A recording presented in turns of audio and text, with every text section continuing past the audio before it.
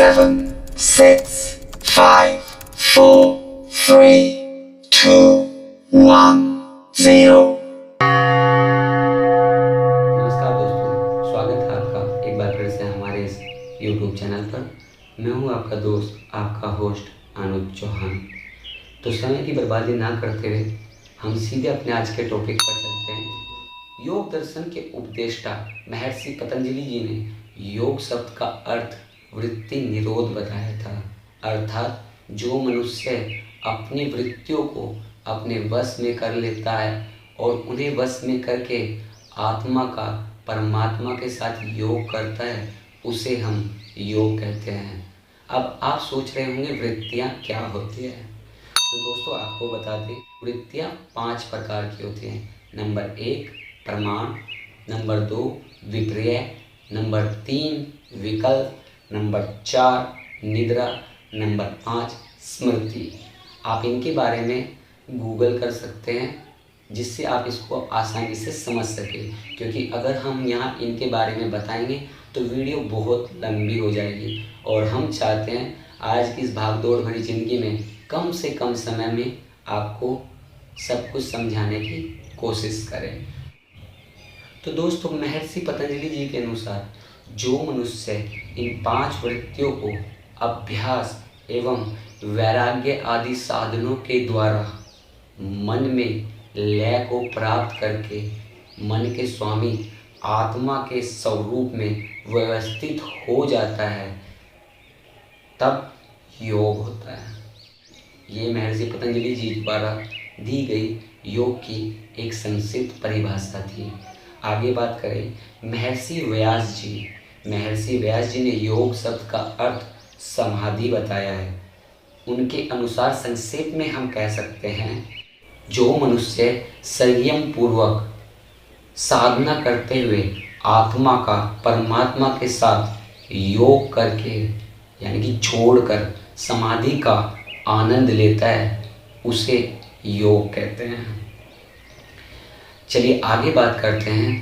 हिंदू धर्म में लिखी गई श्रीमद् भागवत गीता में भी श्री कृष्ण द्वारा अर्जुन को योग के बारे में एक बहुत लंबा प्रवचन भगवान श्री कृष्ण द्वारा दिया गया था और इसे लेकर उन्होंने श्रीमद् भागवत गीता में एक अध्याय भी लिखा गया है, जिसमें भगवान श्री कृष्ण अर्जुन से कहते हैं कि जो मनुष्य अनुकूलता, प्रतिकूलता, सिद्धि, असिद्धि, सफलता, असफलता, जय, पराजय, अच्छा समय, बुरा समय सभी में एक समान रहते हुए अपने कर्मों को करता है, वह सर्वश्रेष्ठ योग होता है।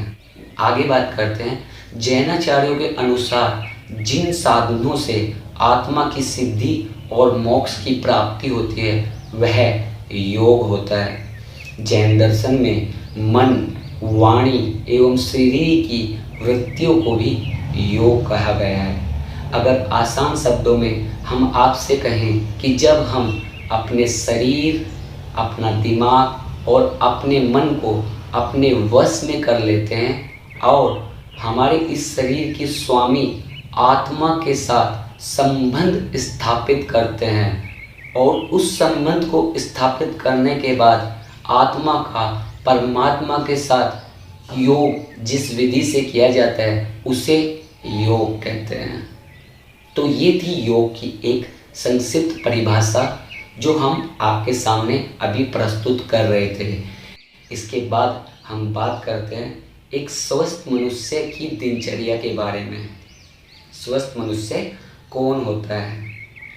आयुर्वेद के प्रसिद्ध ग्रंथ सुश्रुत में ऋषि लिखते हैं कि सम दोषा समाग निश्चय, सम धातु मल क्रिय, प्रसन्नात्मे इंद्रिय मन, स्वस्थ इत्ते भी दीयते।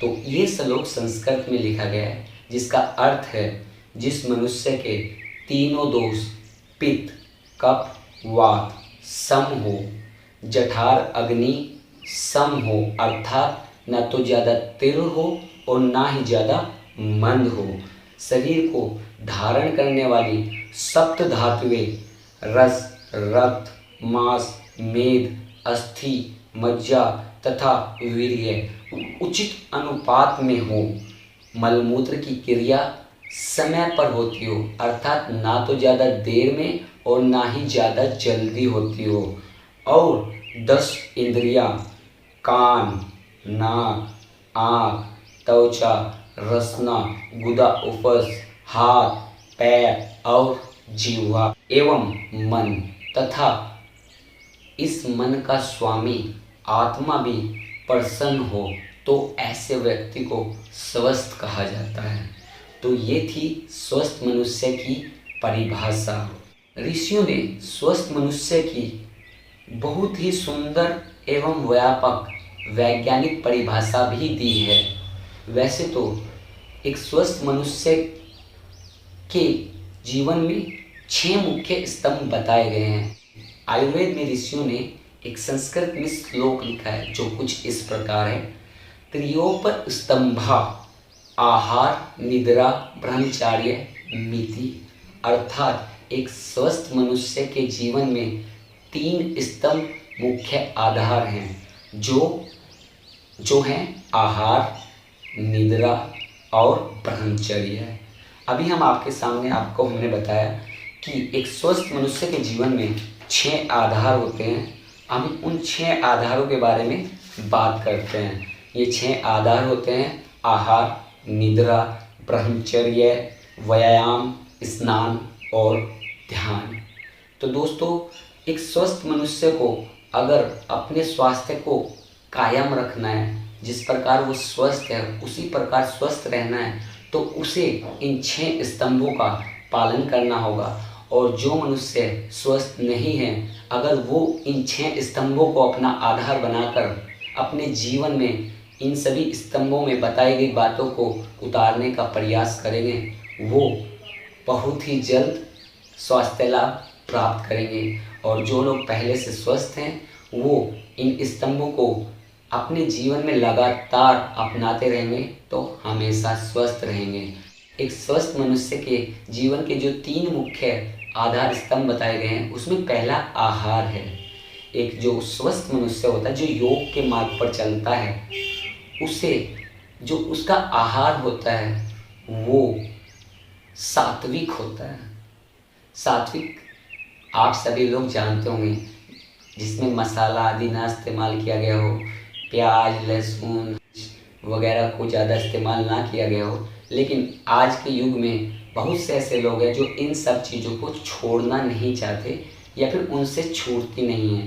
तो ऐसे लोगों के लिए हम आपको बताना चाहते हैं, आप अपने जीवन में लाल मिर्च, चीनी, मैदा जितना हो सके उतना कम कर दीजिए। और 4 नंबर पर होता है चावल। ये 4 चीज़ें आपके शरीर को सबसे ज़्यादा नुकसान पहुंचाती हैं। ये चीज़ें आपके स्वास्थ्य के लिए सबसे ज़्यादा हानिकारक है। दूसरे नंबर पर हम बात कर रहे थे निद्रा की। तो दोस्तों, जैसा कि आप में से ज़्यादातर लोग जानते ही होंगे, एक स्वस्थ मनुष्य को 6 से 8 घंटे की नींद पर्याप्त होती है और यही नींद सबसे अच्छी बताई गई है। जो मनुष्य, जो व्यक्ति या फिर जो स्टूडेंट या छात्र स्कूल में पढ़ते हैं, उनको 6 घंटे की निद्रा लेनी चाहिए, अर्थात उन्हें 6 घंटे सोना चाहिए। पर जो व्यक्ति शारीरिक रूप से अपने काम में व्यस्त रहते हैं, जॉब करते हैं, खेतों में जाते हैं या फिर कोई भी अपना आपका रोजगार है वो करते हैं, उन लोगों के लिए 7 से 8 घंटे की नींद सबसे अच्छी बताई गई है। मगर इनमें अगर कोई भी व्यक्ति बीमार है या फिर उसका स्वास्थ्य अच्छा नहीं रहता है, शारीरिक रूप से कमज़ोर है, उनके लिए थोड़ा अलग हो सकता है। पर 6 से 8 घंटे की नींद सबसे अच्छी बताई गई है। और ऋषि मुनियों द्वारा बताया गया है कि आप जितनी जल्दी सोएंगे उतना अच्छा होगा, और आप ब्रह्म मुहूर्त में उठेंगे वो आपके लिए सबसे ज़्यादा लाभकारी होता है। सुबह 4 बजे अगर आप उठेंगे तो आप महसूस करेंगे आपके आसपास का जो वातावरण, जो माहौल होता है वो सबसे शांत होता है। उस वक्त वातावरण में सबसे कम प्रदूषण होता है, चाहे वो ध्वनि प्रदूषण हो, चाहे वायु प्रदूषण हो या कोई भी प्रदूषण हो, वो उस वक्त सबसे कम होता है। जो आपके शरीर के लिए सबसे अच्छा होता है और योग करने के लिए ये सबसे अच्छा समय है। तो दोस्तों हमने अभी बात की निद्रा की, इसके बाद हम बात करते हैं ब्रह्मचर्य की। तो दोस्तों ज़्यादातर लोग ब्रह्मचर्य का नाम आते ही ये सोचते हैं कि ब्रह्मचर्य तो सिर्फ ऋषि मुनि या फिर जो अपना संसार से अलग रहते हैं उनके द्वारा अपनाया जाता है। तो दोस्तों यहाँ पर मैं एक छोटी सी बात करेक्शन करना चाहूँगा, ऐसा नहीं होता है। एक आम इंसान भी अपने जीवन में अपने दैनिक कार्यों को करते हुए अपने रिश्ते नाते भाई बहन दोस्त अपना काम काज सबको संभालते हुए भी ब्रह्मचर्य का एक तरीके से पालन कर सकता है।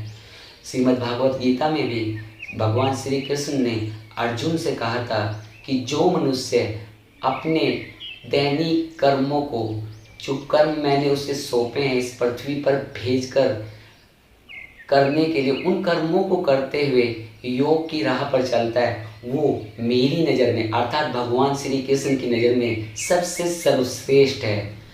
यानी कि कहने का मतलब है जो ऋषि मुनि बचपन से ब्रह्मचर्य का पालन करते हुए इस संसार से अपना रिश्ते नाते सब खत्म करते हुए उस परमात्मा के साथ योग स्थापित करते हैं, उनसे भी ऊंचा दर्जा भगवान श्री कृष्ण ने आम इंसानों को, जो अपने दैनिक कार्यों अपने रिश्ते नाते भाई बहन दोस्त इन सब रिश्तों पे खरा उतरते हुए अपने दैनिक कार्यों को संभालते हुए जो मनुष्य योग की राह पर चलते हुए उस परमात्मा से संबंध स्थापित करता है, वो सर्वश्रेष्ठ बताया गया है। अगर आप लोग इसके बारे में ज़्यादा जानना चाहते हैं तो आप श्रीमद् भागवत गीता का योग पर लिखा गया अध्याय पढ़ सकते हैं या सुन सकते हैं। इस ज्ञान में मैं जो आपको बता रहा हूँ, आपको कहीं त्रुटि लगे या आपको लगे कि मैं गलत बोल रहा हूँ तो मैं पहले से क्षमा प्रार्थी हूँ, आप मुझे मूर्ख बालक समझकर माफ़ कर दीजिएगा। तो अपनी वाणी को विराम देते हुए मैं आप सभी से यही कहना चाहूँगा कि भारतीय संस्कृति वो संस्कृति है जो किसी देश में नहीं है। हम विश्व गुरु थे, हैं और रहेंगे। कागजों में भले ना सही, पर हम आज भी विश्व गुरु हैं। धन्यवाद। सब्सक्राइब करना ना भूलें और शेयर भी कर दीजिएगा, इतना मैं आपसे मांग सकता हूं अगर आपको अपने भाई की बात अच्छी लगी हो। तो आप सभी का दिन शुभ हो, इसी कामना और इसी भावनाओं के साथ आप सभी पवित्र जीवात्माओं को पावन चरणों में प्यार भरी राम राम जी योग। धन्यवाद।